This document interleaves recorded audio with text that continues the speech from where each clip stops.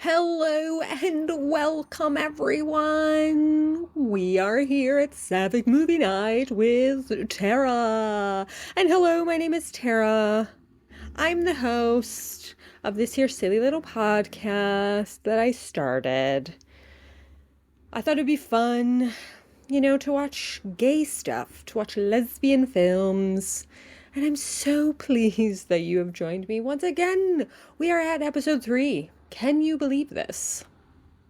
It's wild. It's cuckoo bananas bonkers, okay? But I'm so happy you're here. Here we go. As you can probably tell by the title of the episode. Now, I have not made up the title yet, so I can't wait to see what I come up with. I try to make it fun and punny. Like the first one was It Had to Be Carol, and that's more so towards the gays, where I go like, gals, we know I had to do Carol first. And then the second one was I Called Debs instead of I Called Dibs. Do you get it? I think jokes are funnier when you have to explain them. Alas, I'm unsure how to make But I'm a Cheerleader something quirky. But I'm sure I'll come up with something. It'll just take a little bit of work, a little bit of my brain power, but we'll get there in the end. So yes, we're going to be talking about But I'm a Cheerleader.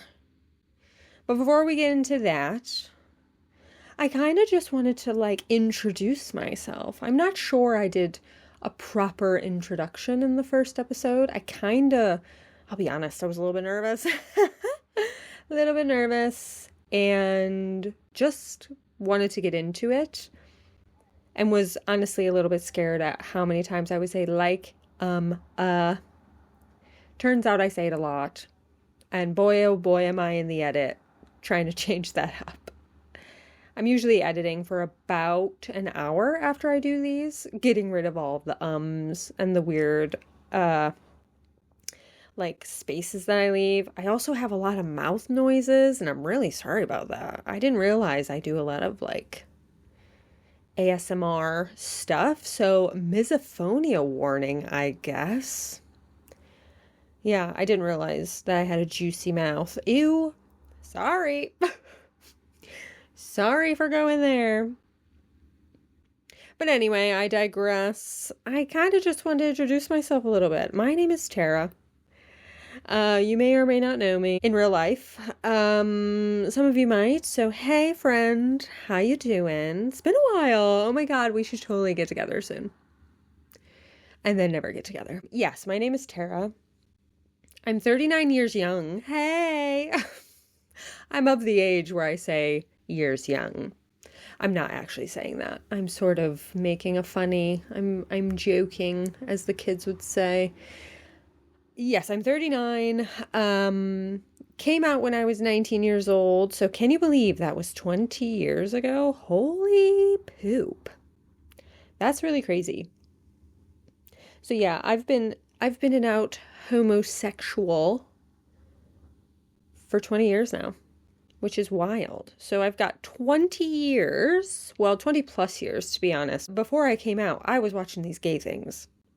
I was trying to figure out my sexuality, okay? So, yeah, been out for a while, been doing this thing, been loving gay media. I call myself sometimes a gay media aficionado because I think it sounds fun. Unsure if it actually sounds fun. Might just be cringe. But hey, I'm a millennial. It's what we do. I grew up in upstate New York. Hey, where my upstate girls at? From a very, very small town. Then moved to a small city. Lived there for many, many, many years. Moved to another small city in upstate New York. Lived there for a couple years. And then decided when I turned 30 years old, hey, guess what? I'm moving to the UK. So I've been in the UK since 2016. I will say I came out here because I wanted to get the hell out of the US, mostly because, hey, Donald Trump. It was about to be his first term. I knew full well that he was going to become president. And I said, get me out of here. I don't want any of this. And boy, oh boy, am I glad I left. Can I be honest though? The UK, not much better. But hey, it's better nonetheless. Anyway, this isn't a political podcast. This is a podcast about gay stuff. Homosexual films, darling. That's just a little bit about me. I thought you might want to know if you don't really know me very well. If you have any questions, by all means, ask away. Leave a little comment here on Spotify. Or you can hit us up at the little Facebook page that I created for Sapphic Movie Night. I am trying to put up a lot of stuff on there. Not doing a great job of it because I'm going to be honest with you. I'm not a big fan of social media at the mo. I just hate its guts. I'm not posting really anything, and really I gotta get into it. I gotta get into the posting of it all, you know? But boy, oh boy, do I struggle. Boy, oh boy. Mostly because one, I don't care to do anything on there. And two, it feels a little self-indulgent. But perhaps I need to get over that. Sometimes we need to be a little self-indulgent, and I think that's okay, right? I know you agree. You're nodding. You're going, right, Tara. Absolutely. I have been posting some cool YouTube videos of some short films that I've been watching on YouTube. So that's pretty fun. I've been enjoying watching these like very low budget, sometimes it's like student filmmakers, but they're really interesting and very different from mainstream sort of film and full-length features. So that's actually been really, really fun. So I've put up a couple posts of those with links attached so you can have a look. I'll probably do a few more coming up this next week. I keep going, shut up. I'm going to try to stop doing that. Apologies, because I won't. But I should move on from there. Hello again. I don't know what I'm talking about. Anyway, I'm trying to be really loosey-goosey on here, so I don't want it to be really professional. I don't want it to be buttoned up and weird. I kind of just enjoy having a chat to myself with a microphone that will go out to all of you. So I hope you enjoy the ramblings of a mad woman.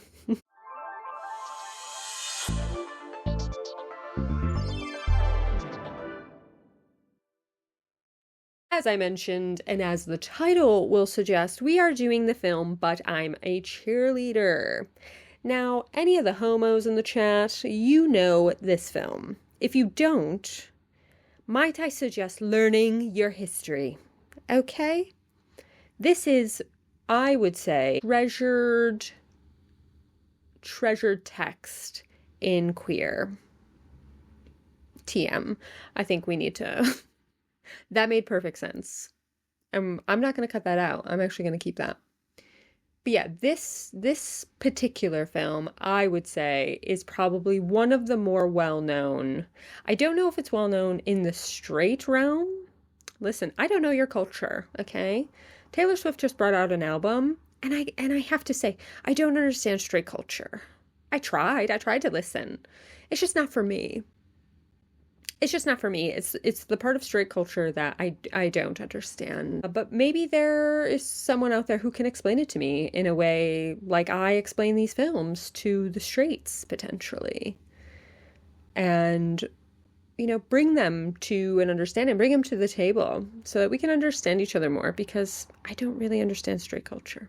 But I digress. Yeah, I don't know if the straight folks know about this film, but I can almost guarantee if you ask at least a lesbian, they're going to know about this film.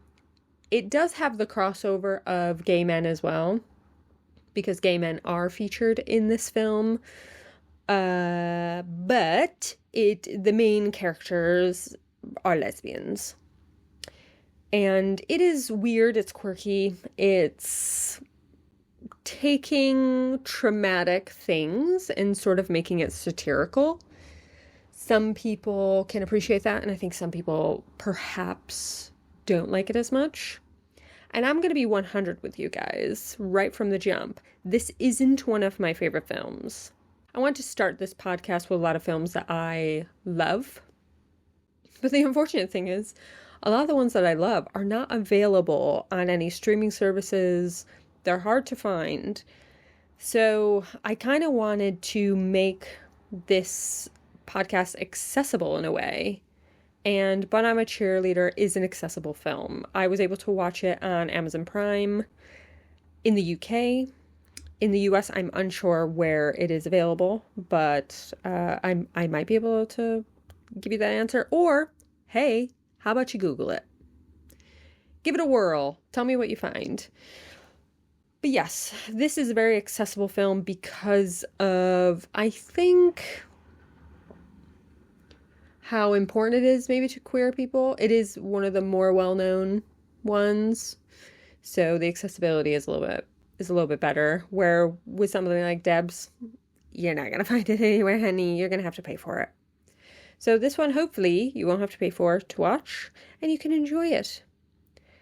It's not that I don't enjoy it, it's just not one of my favorites. But that's okay. I think in this podcast, I should be more open to even films I don't really like that much, because sometimes my opinion is wrong. Not often. I would say 99% of the time, I'm right. Because I can. Because I'm the only one on this podcast, and nobody can tell me any different. But anyways, let's go through a little bit about But I'm a Cheerleader. And I'm going to give you some of the background of it, and then we'll go through some of the film, and then go from there, and we'll have a little chitty chat about my feelings, and we're going to figure out a rating system probably as we go. So I can't wait for that. First things first, this film came out in 1999. It is a cult classic. It's a cult favorite. It's very, very campy. If you are a fan of John Waters, you're going to like this film. It is very much almost like a carbon copy of like a Hairspray-esque type film. It's very bright colors. It's the way that it's filmed looks very much like it was filmed on actual film. It's almost like a Barbara Walters interview. It looks like there's Vaseline on the lens, but it's great. Like the colors and all of that, they definitely tell a story. And I think the story inherently is rather dark. So the fact that there's so many bright colors and like the cast is top notch. This has a killer cast, you guys. Like famous people are in this. When you're watching it, you don't think about the fact that they are, spoiler, in conversion therapy. Now, any of you gay people, you know about conversion therapy. You've heard about it. Unfortunately, some of you have probably gone through it. And to that, I am so sorry you had to go through that. What a horrible, horrible thing that your parents did to you. And how dare they? How dare they? I'm going to say it. So yeah, it is a film about conversion therapy. And we're going to sit with that. There are other films that aren't so light about conversion therapy, which is The Miseducation of Cameron Post. We'll go over that one at some point as well. Not as fun. I'm just going to say it. Not as fun. This film, again, was made in 1999 by the director Jamie Babbitt. This was Jamie Babbitt's first film, I believe. First, at least feature film, I imagine. She is one of those famous directors in the queer space now. I think Jamie Babbitt has done a fair amount of things now. She also did The Quiet. I don't know if anyone has seen that film. It's weird. And then, okay, so one of my favorite films that she's done was back in 2007, and it's called The Itty Bitty Titty Committee. Okay, say it with me. The Itty Bitty Titty Committee. Fantastic movie. We will be covering that one. I don't care if you can find it or not. It's a great one. So yes, Jamie Babbitt is known for a lot of her queer films, but this was her first. I believe that it had like very mixed reviews. I don't think it was loved by people. I'm pretty sure it came out at like TIFF or something originally, so like the Toronto International Film Festival. But yeah, I think the straights didn't get it, the gays loved it and have loved it ever since. It did not do well in the box office, shock horror, but it is now like a cult classic for literally everybody. Let's get to the cast, you guys, because yes, Jamie Babbitt, great, like she's wonderful. But this cast, you're gonna freak your freak. Okay? Can we just go over it? So, the main character of this is Natasha Lyonne. Hello. Hello. Now, gays, you know Natasha is like one of our fiercest allies. So much of my life I thought, that's a gay woman. Turns out, she's very straight. Can you believe? She plays Megan, who is the main character. She is the cheerleader. Because again, this is called But I'm a Cheerleader. She is a cheerleader. She is in school. She's living her life. She has a boyfriend, one of the football players. And you kind of see that she's not loving life, but doesn't know any better. She's a Christian, right? She is just, this is how life is supposed to be. But you can tell, like, she's making out really grossly with her boyfriend at one point, and she hates every second of it.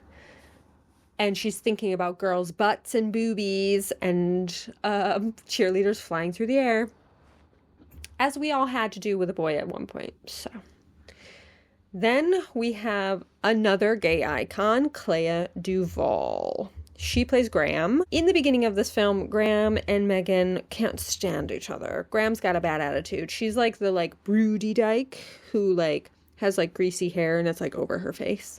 Essentially, if you've seen The Faculty and Clea Duvall's character in that, it's the same thing but gay.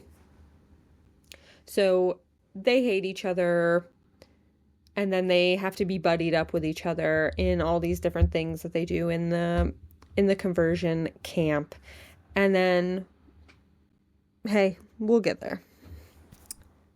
I'm just saying, things happen between these two. Sparks are flying, okay? We also have Kathy Moriarty.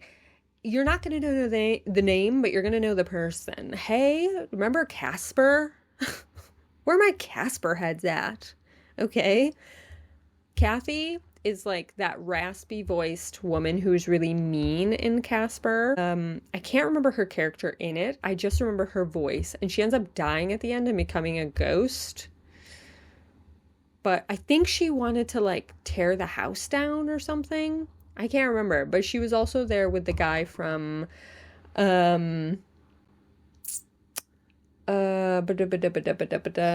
Monty Python. I can't remember his name. Eric Idle. Yeah, so she's in it. She's great. She is the director of the place that they go to called True Directions, of course, because we must find our true direction, which is straight. She is the one who is teaching all of these young people, children, how to be straight. Okay, so the best casting that could have been done is RuPaul. RuPaul is Mike. He is one of the people who runs True Directions. He also is True Directions in Glee. I just thought about that. How weird. Anyway, RuPaul plays a straight guy, quote unquote. RuPaul is great in this. Not in any drag at all. Bald bitch with a goatee. Okay? It's fantastic. You're gonna absolutely love it. Another casting that I absolutely adore. Melanie Linsky's in this, you guys. She is one of the other people who is in this camp. Her name is Hillary. And then Dante Bosco. Honey, anybody know Dante Bosco? AKA Rufio? aka Zuko from Avatar: The Last Airbender, anyone? Yeah, Dante Bosco is another gay kid who was sent to this True Directions.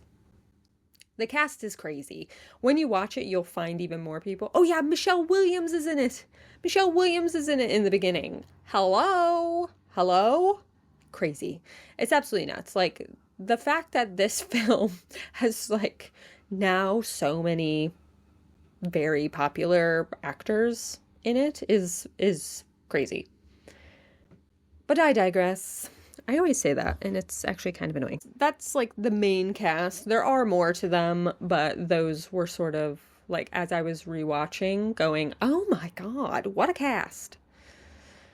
The best part about the film is it is very tongue-in-cheek and is making fun of expected masculinity and expected femininity. All of these lesbian characters are being forced to dress in pink and have baby dolls that they're changing their diapers and doing like elocution lessons and cleaning. And then the boys, all these gay boys who are like quite flamboyantly gay, are in blue and like having to like cut wood and like do very masculine things. Oh my god, I forgot. Okay, now this is specifically, it's another casting that I think is so funny. Anyone out here part of the Real Housewives hive? Let me hear ya. If you're a fan of Real Housewives of Beverly Hills, you're gonna love the casting of, oh my god, I can't remember his name. He's the daughter of Kathy. He's the son of Kathy Moriarty, like the director of the place. I think his name is Eddie in it. I think. But it's Eddie Cibrian. Anybody remember him? Now, if you are a fan of Real Housewives of Beverly Hills, you're going to know Brandi Glanville. And you're going to know that he cheated on Brandi Glanville with none other than Leanne Rimes, okay? So, for all of my Real Housewives fans out there, I see you. And I think you're going to love that.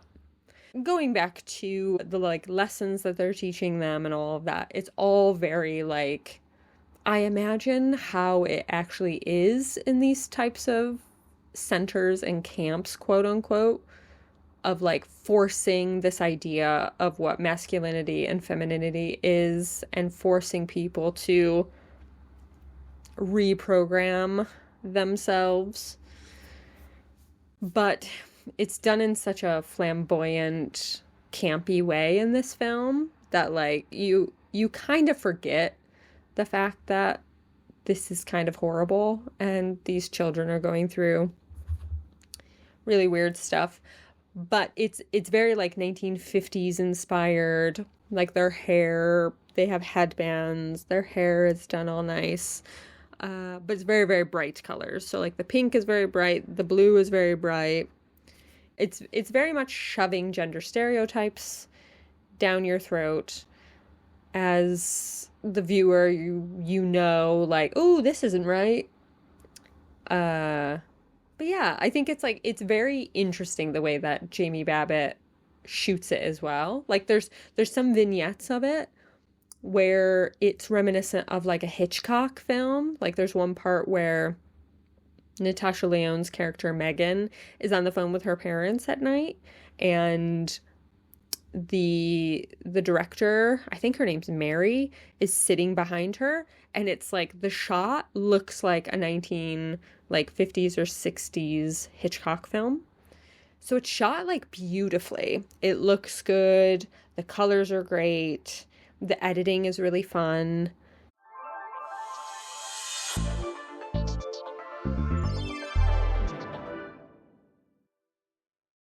So it's a fun film to watch, but I struggle with the, what do I struggle with? There's just something about it that doesn't hit in the way I want it to hit, if that makes sense.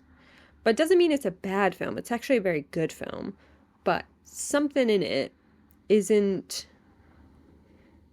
giving me what I want it to give me.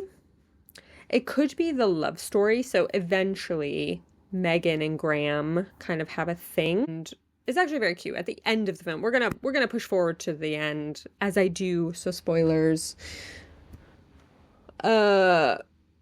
Megan gets out. She goes to another place where all of the kids who like run away from True Directions go to, and it's like this gay guy and his partner, and they're like a haven essentially for these gay kids who have been left in this awful place by their parents. Graham's parents are like very rich and very mean, and she feels like she can't leave. So when they're trying to escape, she doesn't escape with Megan. Megan goes by herself. She's very upset. And at the end, it's very cute. So they do like a ceremony. It's like these lavender marriages that are essentially happening, which, hey, now that I'm thinking about it, they're in blue, they're in pink. Put it together. That's lavender, honey. Oh my God. Look what we did. We brought it all together in the end. But she goes and she interrupts Graham's little wedding ceremony thing, and she's doing a cheer for her. And it's very sweet. I'm not going to do the cheer because you have to watch it.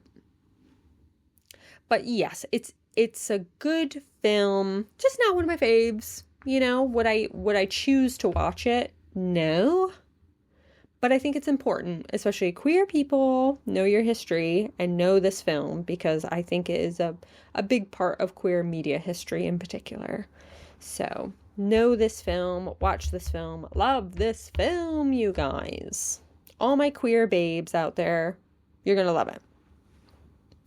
So some cool facts that I actually looked up about this movie that I thought was like really interesting is that originally it was rated NC-17 for sexual content.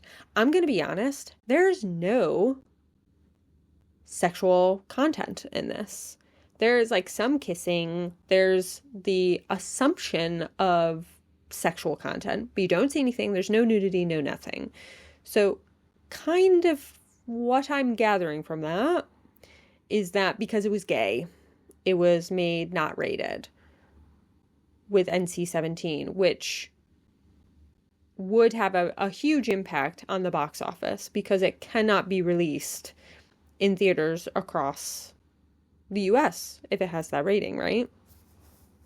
So I think there was a little bit of homophobia in there, and that's why they gave it the rating. But the director, Jamie, fought to get it a rating of R. I'm going to be honest, it's not even an R rating, you guys. I would be surprised now if this got a PG-13. I don't even think they use cuss words all that much. Maybe they did. I don't really hear swearing or anything all that much in my personal life. I'm dropping F-bombs like it's nobody's biz. So I could be not hearing. It's crazy, the rating and all of that. The director drew from her own personal experiences and research on conversion therapy to make this film. So I think that's really interesting too, is like a director sort of going through the trauma of having to participate in something like this or something similar to this. I think that is really interesting and very cool. And it makes me want to learn more about Jamie Babbitt, I would say, because no human being should be put through any of that. So I think I don't need to say it, but yeah, conversion therapy is wrong. It is traumatic. It's horrible. And no child or human being should be put through it. If you don't like your kid because they're queer, that's your problem, not your child's problem. Okay? Hey guys, I was born this way. Hey, nothing you could have done would have changed me liking women and falling in love with women. So, yeah, if you don't like that, you're the problem, not the gay kid. So there's that. A lot of the actors from this film actually stayed very, very good friends. So Melanie Linsky Clea Duvall and Natasha Lyonne have all worked together several times since, and they're all very, very close. I think that is so cool that through the making of this film, which, by the by, they shot this in 18 days. That's nuts. Like, that's unprecedented, unheard of. So, well done to them. But to forge lifelong friendships in 18 days, I think that's like super impressive and very, very cool. Another thing that I was so obsessed with was the soundtrack. You guys, I don't know who the music supervisor is. I did not look that up. My bad.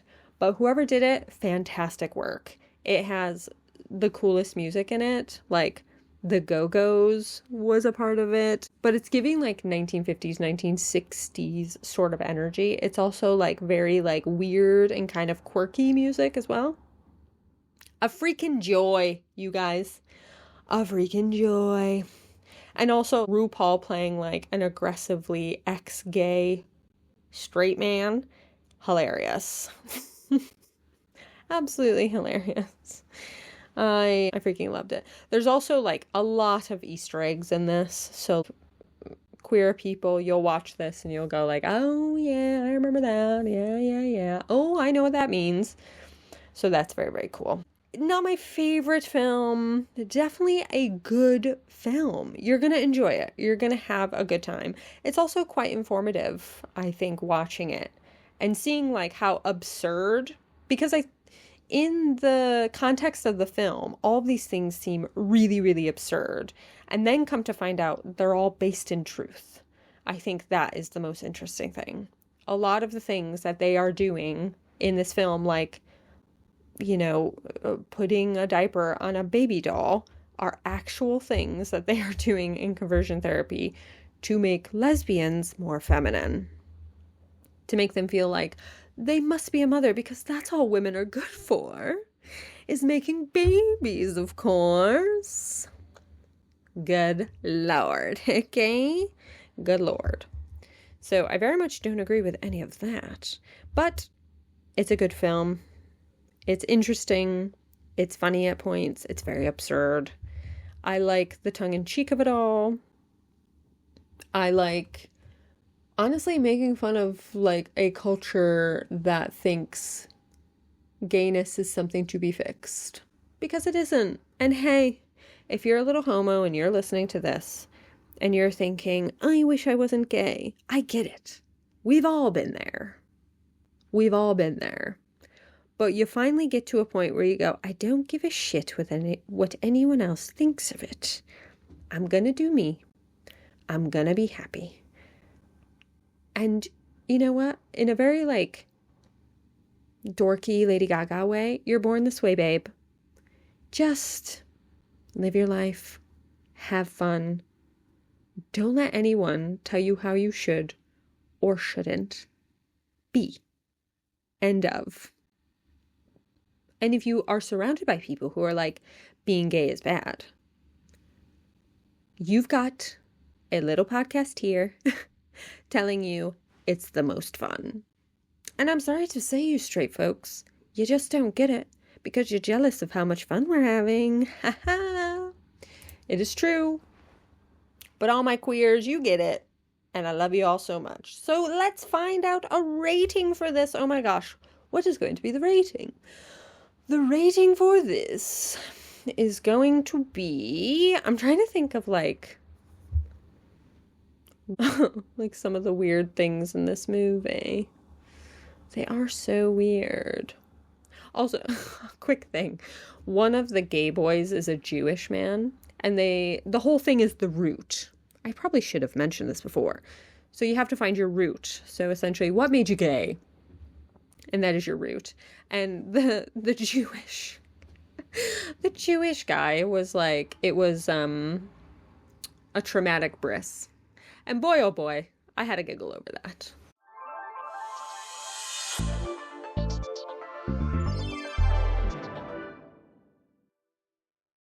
Should we base on roots? Since I've just brought that up. I'm going to give this one a 3.5 out of 5 roots. It's good. It's very good. worthy. I think a lot of people will probably give this a 5 or a 4. But I'm going to give it a 3.5 just because it's not one of my favorites. As much as I enjoyed it, I did feel like it was a bit of a slog. It was a little bit slow for me, which doesn't make it bad, but yeah, it was a little bit slow, but I did enjoy it. I really loved the cast. I loved the music.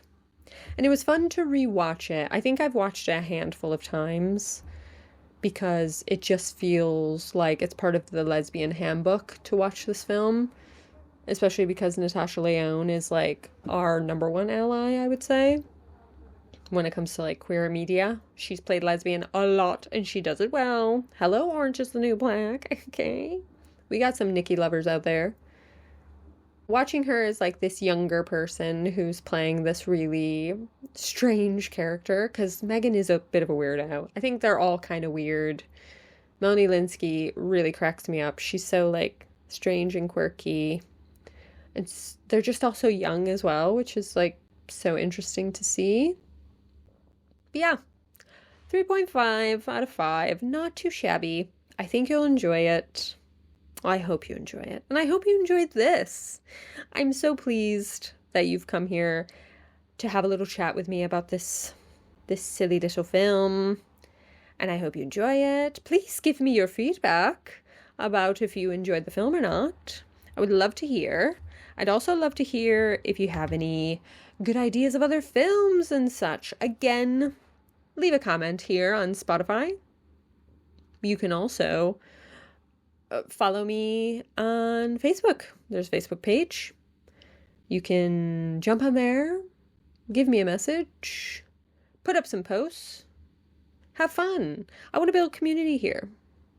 I want to build community. Whether you're gay or straight, whether you're queer or not, I want you to feel community here. And I want you to have fun. Because at the end of the day, I just think gay films are the best, you guys. Sapphic films are where it's at.